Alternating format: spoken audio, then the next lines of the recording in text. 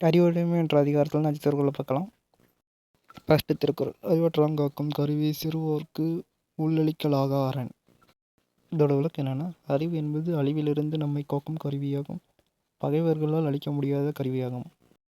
2வது திருக்குறள் என்னென்னா, சென்ற இடத்தார் செலவிடா தீதொரீஇ நின்றின்பால் உய்ப்பதறிவு. இதோட விளக்கம் என்னென்னா, மனம் போகும் பாதையில் தானும் போகாமல் தீமையை விட்டு நன்மையானவற்றை செய்வதே சிறந்த அறிவாகும். 3வது திருக்குறள் என்னென்னா, எப்பொருள் யார் ஆர்வாய் கேட்பினும் அப்பொருள் மெய்ப்பொருள் காண்பதறிவு. இதோட விளக்கம் என்னென்னா, ஏதாவது ஒரு செய்தியை யார் கூறினாலும் அச்செய்தியின் கருத்தை ஆராய்ந்து அறிவது அறிவாகும். 4வது திருக்குறள் என்னென்னா, என்பொருளாக செலச் சொல்லி தன் பிறர்வாய் நுண்பொருள் காண்பதறிவு.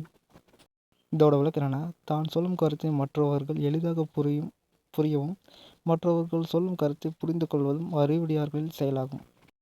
5வது திருக்குறள் என்ன, உலகந்தழீஇயது தொட்பம் மலர்தலும் கூம்பலும் இல்லாதறிவு. இதோட விளக்கம் என்னென்னா, உலகத்தை புரிந்து நடப்பதே சிறந்த அறிவு. தெளிவும் கலக்கமும் மாறி மாறி வந்தாலும் ஒரே சீராக இருப்பது அறிவு.